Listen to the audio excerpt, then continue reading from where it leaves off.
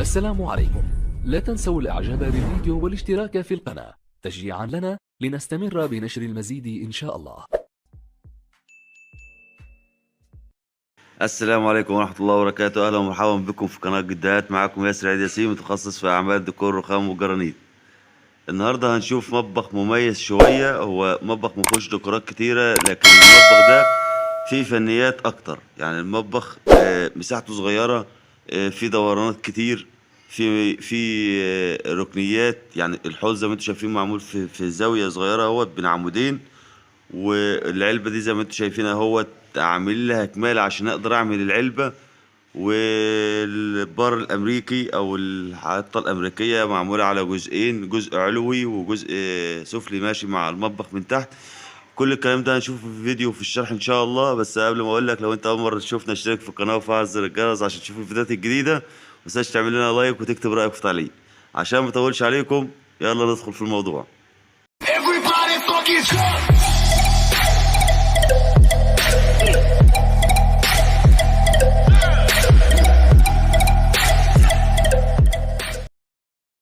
اهلا بكم من جديد. دلوقتي كده بنقص الجزء بتاع البار. طبعا احنا بنحطها بنعلمها على نفس الشكل اللي موجود، يعني بناخد نفس الشكل الدوران اللي موجود. طبعا بالطريقة ديت انت الافضل انك تحط الرخامة قبل ما تقطع او قبل ما تعمل اي حاجة تحطها على البار. بتخلي البداية من هنا على وش البار والبداية من هنا على وش البار، وبتبدأ تعلم العلام بتاعك. وبعد كده بتاخدها على البرميل وتقلبها وتستعدل العلام وتقطع. ده افضل طريقة عشان تقطع الدوران بتاع البار، يطلع معاك بنفس الشكل اللي هو موجود قدامك. مثلا الشكل الموجود، شكل البار اللي موجود قدامك. فانت في ناس بتجيب خرطوم مية وتقعد تلف بيه، في ناس بتجيب برجل، وفي ناس تجيب خيط. بس الطريقة اللي هي الأحسن واللي تديك نتيجة أضمن إنك أنت تحط الشريحة على البار. تخلي بداية القطر من هنا على وش الرخام، وبداية القطر من هنا على وش الرخام، والقطر اللي في النص تخليه على وش الرخام، وتبدأ تعلم العلام بتاعك. ده هيديك نتيجة دوران ممتازة، يعني هتديك دوران للبار قريبة من شكل البار، وهتبقى جميلة جدا وتمشي الديكور بتاعك ممتاز جدا. كان نفسي اصور لكم الطريقة ديت، بس يلا اكيد يعني في الشغل ومفيش يعني تفكير للتصوير ولا تفكير للشغل فلازم ننسى حاجة يعني. فطبعا كده احنا قطعنا الجزئين، الجزء اللي فوق والجزء اللي تحت، وحافرين الشغل زي ما انتم شايفين اهوت. قايم ونايم. احنا اللي ما بنحفرش اللي هو العرض ده ما بنحفروش، بس دينا حفرناه بقى ايه، هي جت من عند الله فروحنا حافرينه. فاحنا بنحفر قوايم بس. وزي ما انتم شايفين ده الجزء بتاع الحوض اهوت. ما هوش راكب على قوايم نهائي لان هو داخل في 3 حيطان. الحته بتاع الحوض ديت راكبه في ال3 حيطان، فهي مش محتاجه قوايم. وبعدين هي قطعه صغيره، ما هيش مسافه كبيره ولا حاجه عشان انت تحتاج قوايم. هي كلها 100 تقريبا و20، وراكبه في ال3 حيطان. فديت تشيل يعني تشيل 10 رجاله فوقيها يعني، مش حله بس. فزي ما انتم شايفين اهوت. فطبعا بنقفل الاسمنت كويس. وشوفنا قبل كده طريقة تقفيل الاسمنت للرخام ازاي. من فوق بتخلي الاسمنت سايل وبالسكينة، وبتفضل تعشق فيه لحد ما يطز معاك من تحت. كده تضمن ان الرخامة بتاعتك مليانة ومتينة ومية مية. تمام. دلوقتي كده احنا ركبنا الحطة التحتانية اهوت، الدوران بتاع البار اللي احنا كنا بنقصه دلوقتي، ومع الرفوف بتاعتنا ومع القوائم بتاعتنا. طبعا المطبخ ده مفيهوش. شايفين هنا بقى الجزء اللي جنب العمود ده اللي جنب الكتف الصغير هيجي دلوقتي. الجزء ده المفروض ان هو ما كانش يركب فيه حاجة، هيجي دلوقتي ان شاء الله. طبعا المطبخ ده مفيهوش ديكورات ولا فيه اي حاجة. اهو الجزء ده اللي هو جنب الحوض ده على طول، ده المفروض ما كانش يركب فيه حاجة. فانا قلت لازم نستغله ويركب فيه علبة. فعملت، هو كان فاضل 20 سنتي من العمود او من الكتف. زودت له كمان 25 سنتي بالرخام، اللي هي الجزء ده اللي هو قدامكم دلوقتي، ده هو ده اللي انا اقصد عليه. زودت له حته 25 ورحت مركب لها قايم من الجنب، واصبحت علبه شغاله 100 100. وكده احنا زودنا المطبخ بعلبه، او تقدر تقول زقنا الحيطه شويه عشان نزود العلبه. احنا عملنا كده. طيب دلوقتي كده طريقه احنا محمود اهوت بيملى في الرخام زي ما انتم شايفين.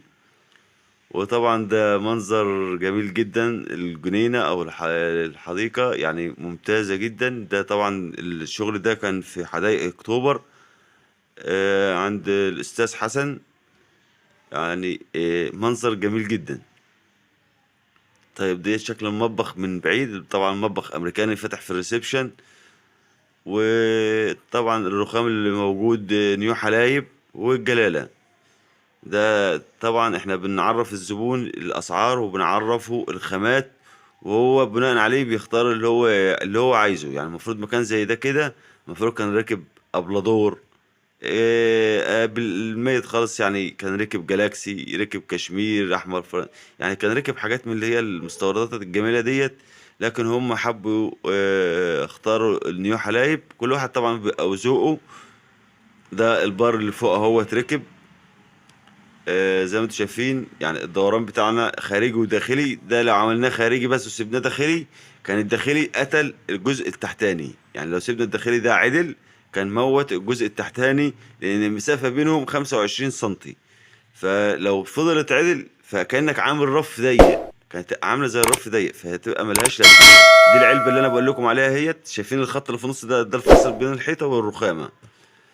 طيب دلوقتي كده وده الجزء بتاع الحوض اهوت، والحله متعلمه وهنبدا نقصها ان شاء الله. يعني تشغل دماغك هتبدع في المطبخ اللي قدامك.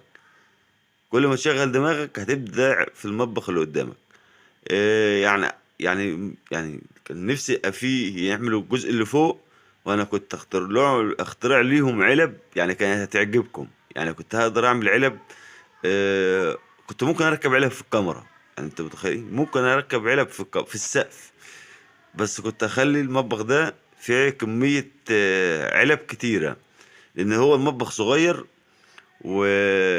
وست البيت محتاجة طبعا علب كتيرة عشان ادوات المطبخ بتبقى كتيرة زيادة عن اللزوم، من كوبايات واطباق ومعالق وغيره وغيره وغيره.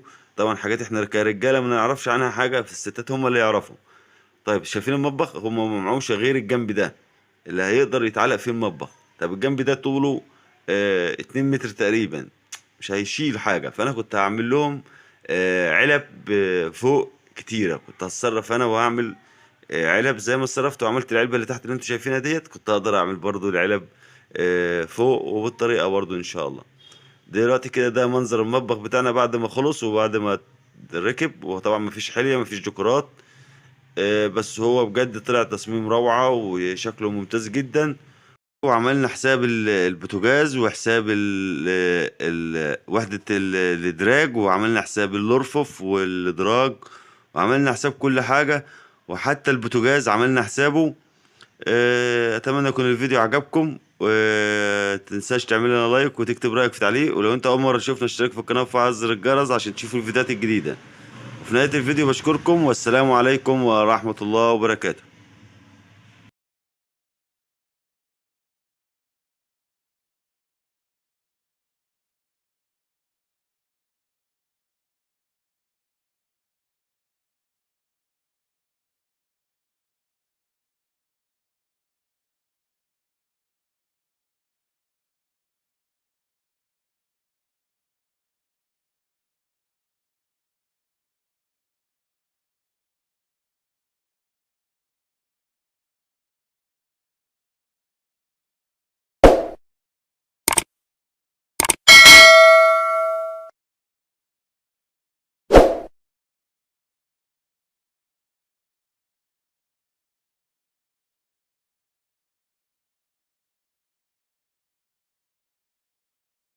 شكرا على المشاهدة. إن أعجبك الفيديو سجل إعجابك، ولا تبخل باقتراحاتك للفيديوهات القادمة. كما لا تنسى الاشتراك في القناة لتصلك فيديوهاتنا اليومية.